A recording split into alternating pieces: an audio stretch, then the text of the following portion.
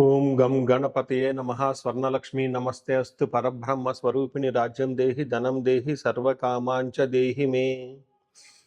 గణపతి మనందరికీ మంచి బుద్ధిని సిద్ధిని సక్సెస్ని ఇవ్వాలని చెప్పేసి కోరుకుంటూ, స్వర్ణలక్ష్మి అమ్మవారు మన అందరికీ చక్కగా బ్రహ్మ జ్ఞానాన్ని కలిగించాలని, తద్వారా మనం ప్రతిదాన్ని శోభాయమానంగా చూస్తూ ఎప్పుడు మనకి దుఃఖం అనేది లేకుండా ఉండాలని చెప్పేసి, ఇప్పుడు ఆనందభరితంగా ఉండాలని చెప్పేసి అమ్మవారిని కోరుకుంటూ, అమ్మవారిని అలానే మనందరికీ చక్కగా సమృద్ధిగా ధనాన్ని ఇవ్వాలని చెప్పేసి, భాగ్యాన్ని ఇవ్వాలని చెప్పేసి కోరుకుంటూ, అంతేకాకుండా మనందరికీ రాజ్యం ఖచ్చితంగా ఒక అథారిటీ, పవరు, స్టేటస్, ఒక దర్పం అవన్నీ మనకు అమ్మవారు ఇవ్వాలని చెప్పేసి కోరుకుంటూ, వీటితో పాటుగా సర్వకామార్థ సిద్ధి, మన మనసులో అనుకున్న ముఖ్యమైన కోరికలన్నీ చక్కగా నెరవేరాలని చెప్పేసి అమ్మవారిని మనం కోరుకుందాం.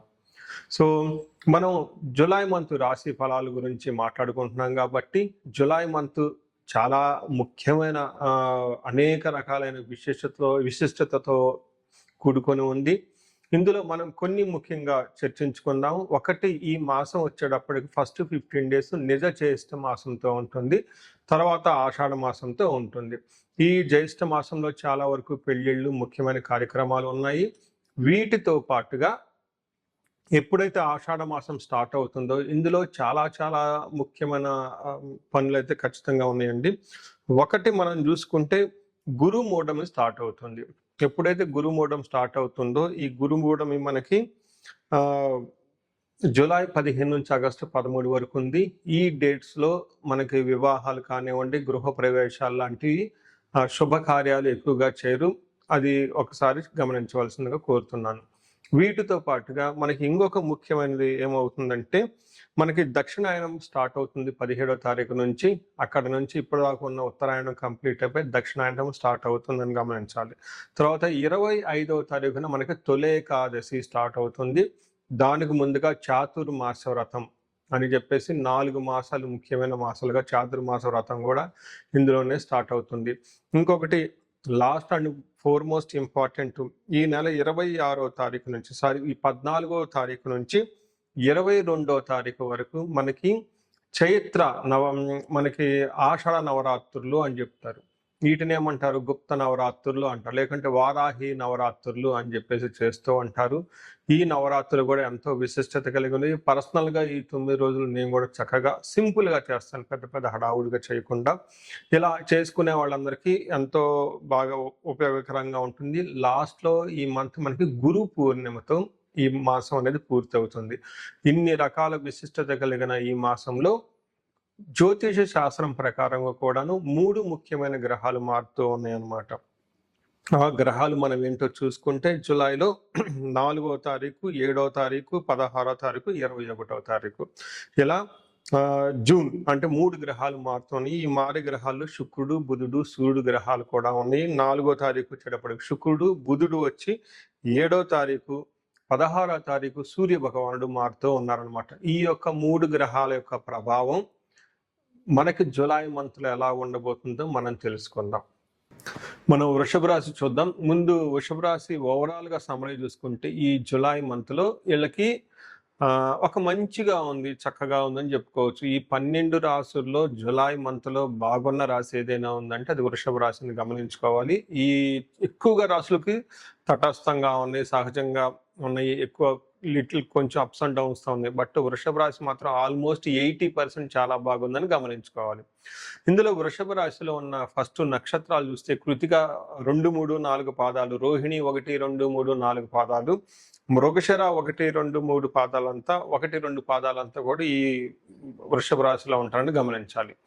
పేరు బలం బట్టి మనం చూసుకుంటే ఈ ఊ ఓ వేవా వి ఓ తిరుపతి వెంకటేశ్వర స్వామి పేరు బలం ప్రకారం ఇదే రాశి అవుతుందని గమనించాలి. వీళ్ళకి వృషభ రాశి ఉంటుంది.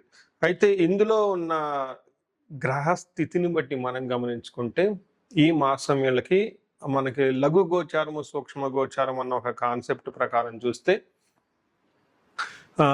ఏమని చెప్తారంటే, లక్ష్మీ శత్రుపీడం శ్రియం సుఖ సుహృతాభివృద్ధి అని చెప్తారు. అంటే ఈ మాసంలో వీళ్ళకి లక్ష్మీప్రదంగా ఉంటుంది, ఐశ్వర్యప్రదంగా ఉంటుందని గమనించుకోవాలి. దీనితో పాటు శ్రియం, విపరీతమైన ధనం వచ్చే అవకాశం ఉంటుంది. రెండోది సుఖ సుహృత అభివృద్ధి.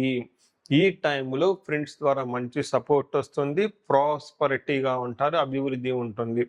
అయితే ఒక్క విషయంలో జాగ్రత్తగా ఉండాలి. కుజుడు ఫస్ట్ హౌస్లో ఉండటంతో వీళ్ళకి శత్రుపీడ, శత్రువుల వల్ల ప్రాబ్లమ్స్ వచ్చే అవకాశం ఉందని గమనించండి. సో ఇందులో ముఖ్యంగా ఒకటి ఇంపార్టెంట్ పాయింట్ గమనించాల్సింది ఏంటంటే, ఈ రాశి వాళ్ళకి జాబులో చాలా గ్రోత్ ఉంటుంది. జాబులు లేని వాళ్ళకి జాబులు వచ్చే అవకాశం ఉంటుంది. ప్రమోషన్ రాని వాళ్ళకి ప్రమోషన్స్ వచ్చే అవకాశం ఉంటుంది. ఇప్పటిదాకా హైక్స్ ఎవరికైనా కనుక లేకుండా ఉంటే ఈ టైంలో హైక్స్ కూడా వచ్చే అవకాశం ఎక్కువ ఉంటుందని గమనించుకోవాలి. వ్యాపారస్తులు కానివ్వండి, బ్యూరోక్రాట్స్ ఎవరైతే ఐఏఎస్, ఐపీఎస్ టాప్ మోస్ట్ పొజిషన్లో ఉంటారో వీళ్ళకి కూడాను పై ఉన్న అధికారుల నుంచి మంచి సపోర్ట్ వస్తుంది. వాళ్ళకి ఒక బెస్ట్గా వెళ్ళే అవకాశం అయితే ఉంటుందని గమనించుకోవాలి. సో ఇదికి కారణం ఏమిటంటే, మనకి మహర్షులు ఏం చెప్తారంటే, సంస్కృతంలో ప్రాచీన గ్రంథాలలో 3వ స్థానంలో సూర్యుడు ఉంటే, జన్మరాశి నుంచి 3వ స్థానంలో సూర్యుడు ఉంటే ఎలా ఉంటుంది అంటే, ఒక సంస్కృత శ్లోకంలో చెప్తారు. అది ఆరోగ్యం నిత్య సంతోషం బంధుమిత్ర సమాగమ అర్ధలాభాచ పుత్ర సౌఖ్యం ఇష్టసిద్ధి తృతీయగే రవి అంటారు. అంటే 3వ స్థానంలో ఉండటం వల్ల ఎన్ని రకాల బెనిఫిట్లు ఉంటాయంటే, ఆరోగ్యం బాగుంటుంది, నిత్య సంతోషంగా ఉంటూ ఉంటారు, బంధుమిత్రులతో కలిసి ఉంటారు, అర్ధలాభం ఉంటుంది, పుత్రులతో కలిసి ఉంటారు. వీటన్నిటికంటే కూడా ఇష్టసిద్ధి, అనుకున్న పనిని చక్కగా సాధించుకుంటూ ఉంటారు అని మనకు చెప్తూ ఉంటారు. ఇది మనకి సంస్కృతంలో ఆ ప్రకారంగా వివరించడం జరిగింది. బట్ ఇన్ రియల్ లైఫ్లో చాలా మంది ఎన్ఆర్ఐలు కానీ, లేదంటే ఎవరైనా సాఫ్ట్వేర్ వాళ్ళు ఉన్నారనుకోండి, జాబుల్లో ఇబ్బంది పడిపోతూ ఉంటే ఈ టైంలో ఒక మంచి పొజిషన్స్ వచ్చే అవకాశం ఉందని గమనించాలి. అలానే కుజుడు ఫస్ట్ హౌస్లో ఉండటంతో కొంచెం ఛాలెంజింగ్గా ఉంటుంది. కుజుడి విషయంలో కుజుడు ఫస్ట్ హౌస్లో ఉండటం అంటే జన్మరాశిలో ఉండటం వల్ల జ్వరం ఖడ్గావరణం చైవ భార్య బంధు విరోధ కృత్ చంద్రరాశి గతే యక్ష రాక్షస పీడనం.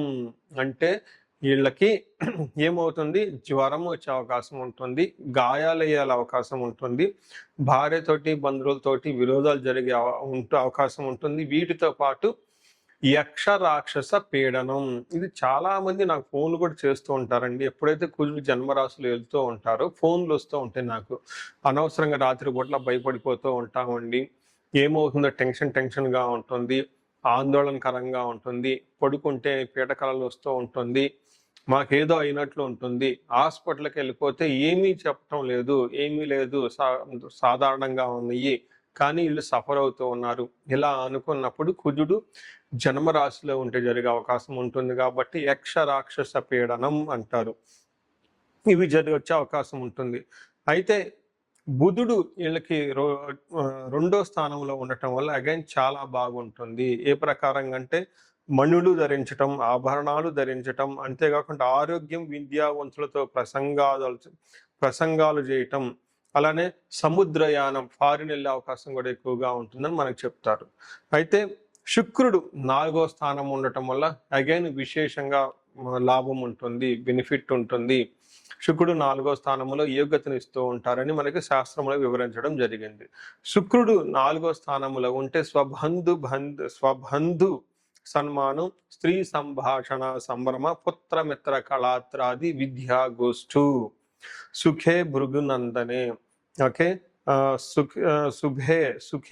శుభే భృగునందనే అంటే 4వ స్థానంలో శుక్రుడు ఉండటం వల్ల ఏమవుతుంది, ఇంట్యూషన్ చాలా స్ట్రాంగ్గా ఉంటుంది, బంధువుల చేత సన్మానించబడతారు, స్త్రీలతో చక్కగా సంబరంగా మాట్లాడుతూ ఉత్సాహంగా ఉంటూ ఉంటారు. ఇన్ కేసు స్త్రీలైతే పురుషులతో వాళ్ళ ఇంట్లో ఉన్న కానివ్వండి, బయట వాళ్ళతో కానివ్వండి, చక్కగా మాట్లాడుతూ వాళ్ళకి కావాల్సిన మంచి సపోర్ట్ అంతా తీసుకుంటూ ఉంటారని మనకి శాస్త్ర గ్రంథంలో వివరించడం జరిగింది. ఇంతేకాకుండా పుత్రమిత్ర కళాత్రాధి అంటారు. అంటే సంతానం ద్వారా, మిత్రుల ద్వారా, అంతేకాకుండా స్పౌస్ ద్వారా కూడా మంచి సపోర్ట్ వస్తుంది. పెద్ద పెద్ద ప్లాన్లన్నీ ఎక్కువ చేస్తూ ఉంటారు, ఫ్యూచర్ గురించి ఆలోచిస్తూ ఉంటారు, మంచి ఏమంటారు తత్వానికి సంబంధించిన మాటలు మాట్లాడుతూ ఉంటారు, హై ఫిలాసఫీ లెవెల్ మాట్లాడుతూ ఉంటారు, ఫ్యూచర్ గురించి మాట్లాడుతూ ఉంటారు.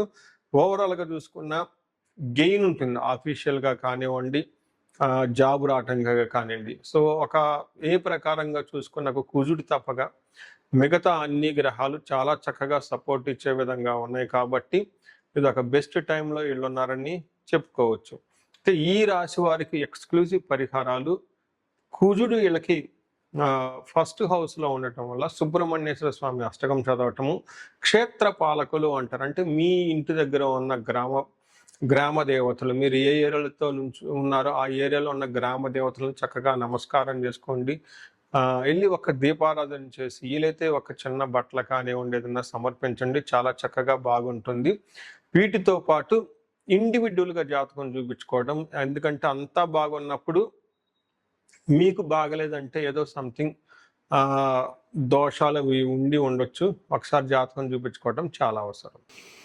పరిహారాల్లో భాగంగా ఈ రాశి వాళ్ళు ముఖ్యంగా నేనేం చెప్తానంటేనండి, ఇది గోచార రీత్యం అంటే గోచార ఫలితాలు అని చెప్తూ ఉంటారు. అయితే మీ ఇండివిజువల్ యొక్క జన్మరాశిలో చూడటం కూడా చాలా ఇంపార్టెంట్. ఈ గోచార రీత్యాలతో పాటు మీకు ఇండివిజువల్గా ఉన్న దశాభుక్తి ఏంటి, ఏమైనా శాపాలు ఉన్నాయి, ఏమైనా గ్రహ దోషాలు ఉన్నాయో జ్యోతిష శాస్త్రంలో ప్రకారం ఎనాలిసిస్ చేసుకోవడం చాలా ఇంపార్టెంట్. ముఖ్యంగా ఎవరికైతే ఏజ్ 40 ఇయర్స్ +or-5 ఇయర్స్ ఉంటుంది, అంటే 35 to 45 ఇయర్స్ ఏజ్ ఉండి మధ్యలో మీకు ఎక్కడైనా కనుక కెరీర్లో గ్యాప్ వచ్చినా, లేదంటే అనుకున్న పనులు కాకపోతున్నా, మధ్యలో స్టాగ్నేటెడ్గా అనిపించినా, లేదంటే ఏదైనా ఒక గందరగోళమైన పరిస్థితి, కయోటిక్ పరిస్థితుల్లో మీరు ఇన్వాల్వ్ అయ్యారు, తెలవకుండా అవుట్ ఆఫ్ యువర్ కంట్రోల్ వెళ్తూ ఉంది అనుకుంటే ఖచ్చితంగా మీ జన్మ జాతకం చూపించుకోవడం చాలా చాలా ఇంపార్టెంట్. ఎందుకు అంటే మనకు మోడర్న్ సైకాలజీలో, మోడర్న్ సైన్స్లో ఇది మిడ్ లైఫ్ క్రైసిస్ అంటారు. కానీ జ్యోతిష శాస్త్రం దీనికి చాలా విధాలైన పరిష్కారాలను చూపిస్తుంది. ఈ టైంలో 2 ముఖ్యమైన విషయాలు జరుగుతూ ఉంటుంది. అలా మీ గ్రోత్ కనుక ఆగిపోయి ఉంటే, ఫస్ట్ మీకేమైనా శాపాలు ఉన్నాయా, ఆ శాపాలు ఈ టైంలో యాక్టివేట్ అయ్యా అనేది చూసుకోవాలి. రెండోది, ఈ టైంలో మీకు నడుస్తున్న దశాభుక్తుల యొక్క గ్రహాల యొక్క ఏమైనా దోషాలు ఉన్నాయా, ఈ 2 కారణాలు ఏంటో తెలుసుకొని వాటికి సంబంధించిన విశ్లేషణ చేసుకొని చక్కటి పరిష్కారాలు చేసుకొని పరిహారాలు చేసుకుంటే లైఫ్ 10 అంతలు ముందుకెళ్ళే అవకాశం ఎక్కువగా ఉంటుంది. నా దగ్గరకు వచ్చే క్లయింట్స్లో ఎక్కువగా ధనానికి ఇబ్బంది పడుతున్న వాళ్ళు స్వర్ణలక్ష్మి విశేష హోమం చేయించుకుంటూ ఉంటారు. శత్రు బాధలు విపరీతంగా ఉన్నవాళ్ళు మనకు వచ్చేటప్పుడు చండీ హోమం చేయించుకుంటూ ఉంటారు. వీటితో పాటుగా ఎవరికైనా హెల్త్ బాగలేకపోతుంటే ఆయుష్ సూక్త్యం, మహామృత్యుంజయ హోమం చేయించుకుంటూ ఉంటారు. భార్యాభర్తల కోసం అన్యోన్య దాంపత్య పాశుపత అభిషేకము లేదా విశ్వావసు గంధర్వరాజ హోమము ఇవన్నీ చక్కగా చేయించుకుంటూ ఉంటారు. ఎలాంటి పరిస్థితులు మీకున్నా, ఎలాంటి సమస్యలు మీకున్నా, లేదంటే ఎలాంటి క్లారిఫికేషన్ మీకు కావాలనుకున్నా కానీ, ఫ్యూచర్ గురించి ప్లాన్స్లో కన్ఫ్యూజన్ ఉన్నా కానీ ఒక్కసారి మీ జన్మ జాతకం చూపించుకొని ఆ జాతకంలో ఏ ప్రకారంగా ఉందని తెలుసుకొని చక్కటి పరిష్కారాలు చేసుకుంటే లైఫ్ అనేది 10 రెట్లు ముందుకెళ్ళే అవకాశం ఉంటుంది. మీ అందరికి అష్టైశ్వర్యాలు కలగాలని, భోగభాగ్యాలు కలగాలని చెప్పేసి నేను కోరుకుంటున్నాను. నమస్తే.